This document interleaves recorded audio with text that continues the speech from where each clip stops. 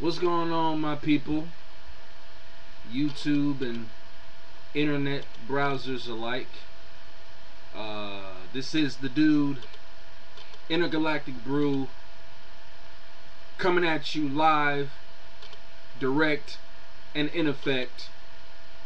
And I'm here to do a video today on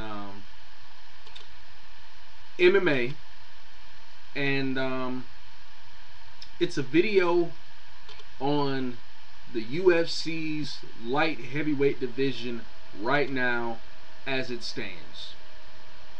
Now, as we all witnessed last Saturday evening, we witnessed one of the most miraculous performances by any UFC fighter alive. Jon Jones really broke out, so to speak, last weekend with his incredibly astonishing, stunning, whatever you want to call it, domination of Shogun. And I thought I would never hear those words come out of my mouth about Shogun Rua, the word domination. That'd be the last word that I would ever have to use against that man. But I mean, hey, you know, ring rust is a bitch. It is. I mean, as much as it sucks to admit, but ring rust is a BI. It really is. You know, I feel sorry for these fighters who are just unfortunate with these injuries that come along, like right around the time when they're supposed to fight again. I be feeling for him, man. I mean, it happened to Rampage. Well, Rampage really didn't have an injury, but you know, he was doing other endeavors, but still. But you know, I be feeling, you know, for these guys like Shogun and Vitor and even Tito Ortiz. You know, these guys that, you know, try their best to keep themselves in good conditioning and train right and do all the right things, but these injuries still come about. And you know what? I think one reason why some of these guys get all these nagging injuries like they do constantly is because they overtrain. Like, some UFC fighters, or just MMA fighters period, need to fall back a little bit and just train, you know, like maybe 2 or 3 days a week, and maybe take the rest of the week off and come back and train again. Because, you know, if you overtrain your body, you know, if you just are constantly exercising, and take no time to rest, then that's inflicting more damage on your body than you may think. And, you know, it especially sucks for these guys, because these guys are still fairly young. Like, half of these guys haven't even reached their 40s yet, and they're already, like, getting all these injuries, you know, like they're older or whatnot. But anyway, that's beyond the point. Let's cut to the chase. Let's get down to business right now. I'm here to talk about the UFC's light heavyweight division as it stands as of now. Apparently another era has began. You know, we've had the Machida era, we had the Liddell era, we had the Ortiz era, we've had the Rampage era, you know, and now we have the Jon Jones era. You know, Jon Jones now is the leader of the light heavyweight division. And you know, I just knew that one day Jon Jones would be the UFC light heavyweight champion. I mean, it was bound to happen. I just never knew that it would happen so quick.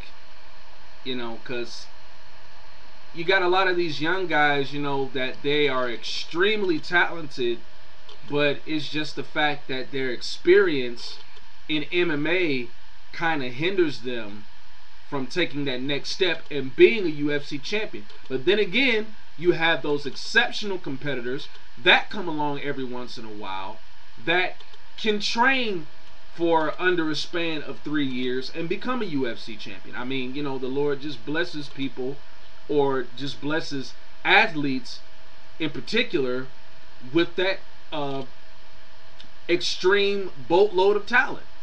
And that's what Jon Jones has. He's just one of those God-given athletes that just has that ridiculous amount of talent, you know, and it doesn't affect him, you know. So yeah, man, Jon Jones, he's a wonder. He is a definite wonder, for real. But he's the man right now. How long will he become champion? Who knows? You know, who knows? For what I can say, as of what I'm seeing right now, it looks like he'll be a champion maybe for a little while. He'll hold it for a good little bit. But, you know, I still say in the back of my mind, and I'm just being realistic, and I know the Jon Jones fans out there are, you know, gonna start dogpiling me and all this other stuff because they think that I'm hating, which I'm not. I'm just stating my opinion and how I feel.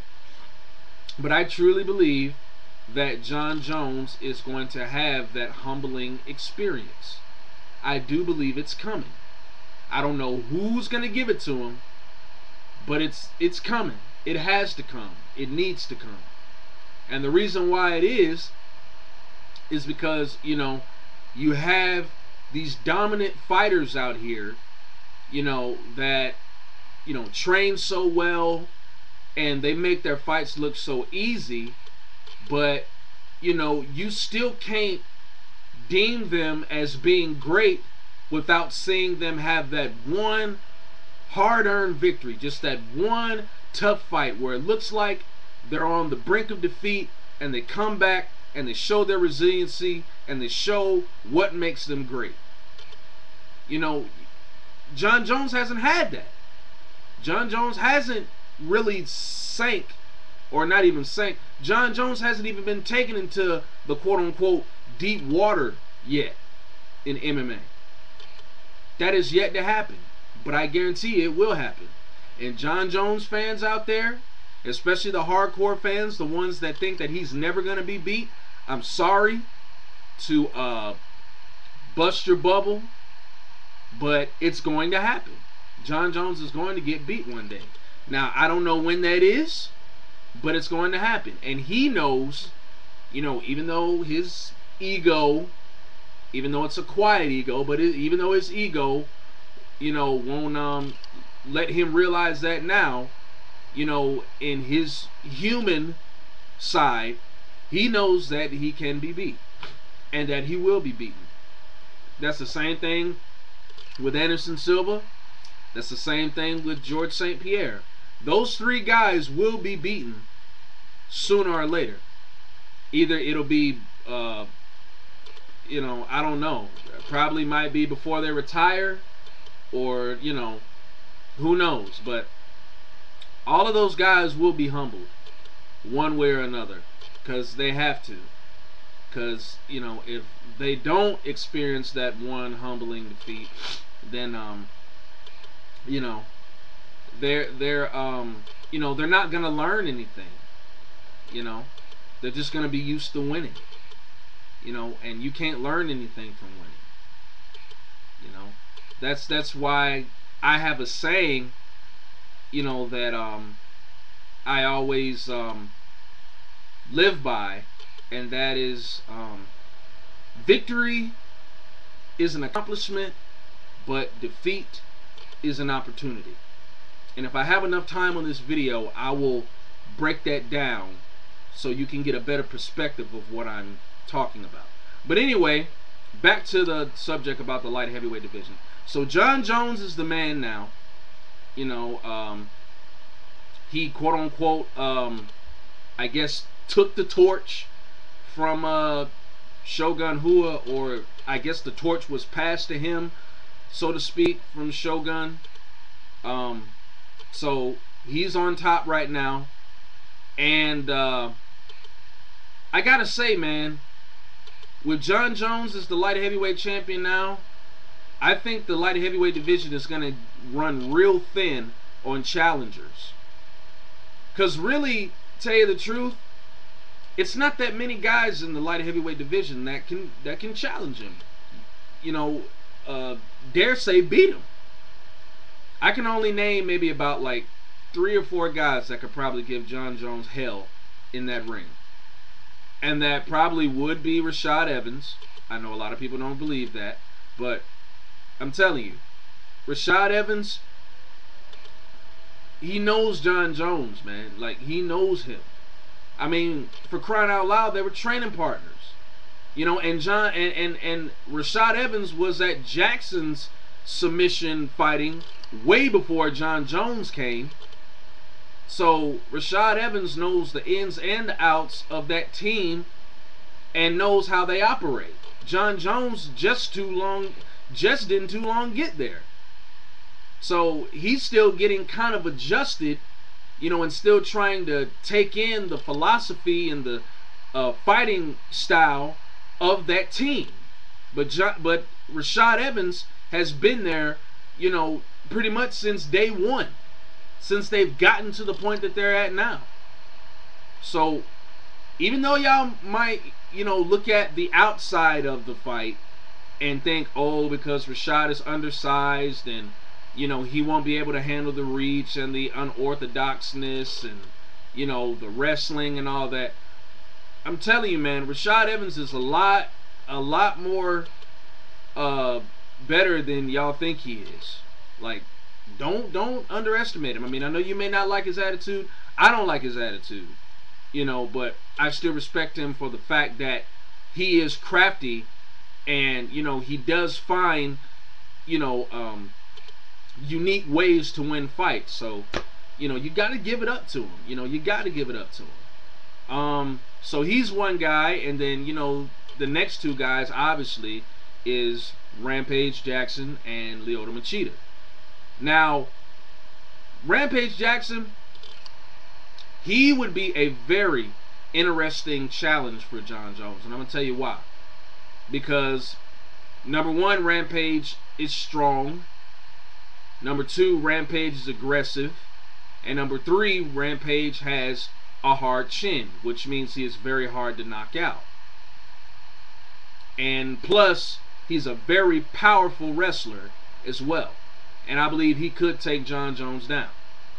You know, I know a lot of the naive John Jones fans are probably going to send me comments on this video saying that, you know, John Jones is going to own Rampage in every aspect of that fight and that Rampage doesn't have a chance. Well, I'm here to tell y'all, y'all are dead wrong.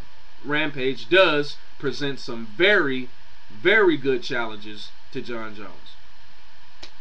And I even think that, you know, Rampage probably has the best chance of stopping John Jones as well. Just saying. And then, you know, of course, last but not least, you have Lyoto Machida. Now, this is the only thing about Lyoto Machida. Lyoto Machida is not offensive with his style. He's very defensive. So that means John Jones would have to come to him instead of him coming to John Jones. That's the only thing I worry about in that fight.